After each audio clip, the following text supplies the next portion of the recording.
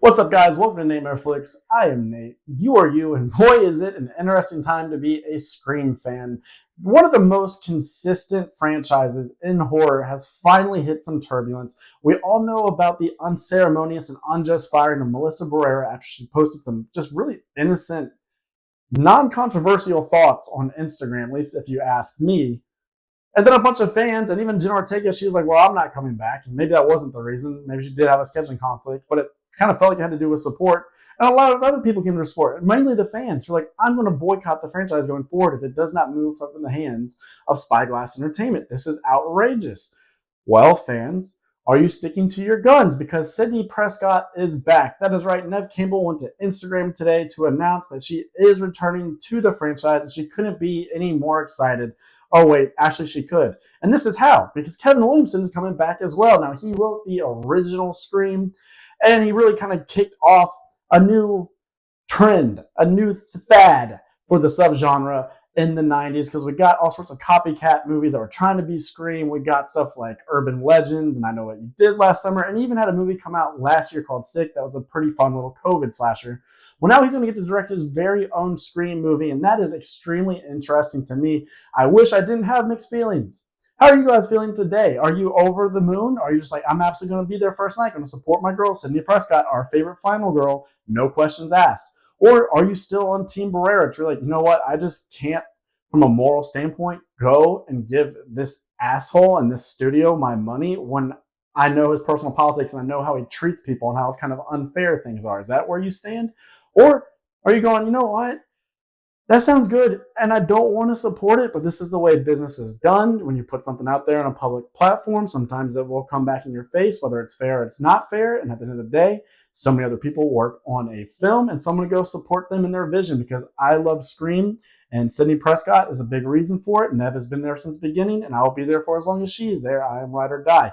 Where do you guys stand on this? I myself am in the mixed bad camp because I really did enjoy Melissa in Scream 6. And I really love Jen Ortega, and I like the new Core fucking 4, man. I wanted to see where that story was going. I was glad we reinvigorated things. We had new life. I love the way Radio Silence was shooting these movies, how they made Ghostface feel so imposing and menacing. But that being said, I do want another Sidney movie, and I always have, because for her to go out in Scream 5, it was a bit unceremonious. There wasn't enough fanfare. It wasn't a definitive conclusion. You know what I mean? If we're going to send her off, it needs to be a for sure. You watch that and you know, oh, she's riding off into the sunset. This is how her story ends, not just kind of a, we'll leave it where it lies. Maybe it's done, maybe it's not. We do need a definitive ending, and I'm happy that maybe Kevin Williamson will be able to give that to her, if not with Scream, what is this now, 7, then maybe Scream 8. And it really just opens up a whole new bag of questions. Like Kevin Williamson always wanted to bring Stu back, and I know there's a whole bunch of you we'll call the Stu crew, the Stu apologists, who are like, he's still alive, that TV didn't kill him. Well, does that mean we're going to get to see him now? Because he was supposed to be in Scream 3. And then there was leaks and all sorts of other issues, and so they rewrote it. So does Kevin Williamson get to finally make that come true? Now, you know, Stu Macher himself, Matthew Lillard, has been adamant at cons and things that no one's even called him. He's not received a call. He's not heard a word. It's dead. It's not happening no matter how badly he wants it to. I don't know if I believe him, because what else is he going to say? I don't really want to see the Stu thing. To me, it's always felt a little bit too far-fetched. To me, he's a guy that was starting to feel woozy here, and then the TV was dropped on his head, big, heavy TV, and he's electrocuted, all that stuff. The guy is dead. He's bleeding out, and then he had a massive TV drop on his head. I think that's a wrap on that one. And also, if he was alive, then that would mean he was incarcerated. You know, Dewey would know about him. Gail would know about him. Sidney would know about him. There would be mention of him in these other movies that we've had since then. I just don't really think it works. I think it's just too far-fetched. It's too big of a leap. But it's still really intriguing for me that Kevin Williamson is coming back and that he's getting his girl with Neve Campbell, and hopefully he can come up with something really great with her. But here's the other wrinkle here, because I'm saying that, and he's going to be working with Guy Busick, I guess, and the original writing teams of Scream 5 and 6. Now, the thing is, those guys, to me, are kind of like aligned with Radio Silence. They work with Radio Silence all the time. They did on the Scream movies. They did on Ready or Not. They are on this new Abigail movie that's coming out in a month or so. So to me, I'm like, whoa, did they just kind of pump this thing out? How much tender love and care was put into this script? Because we knew that when things fall out with Melissa Barrera, there wasn't necessarily a finished script yet. So are we getting some sort of weird alchemy of like what was supposed to be the original Scream 7 with the new core 4?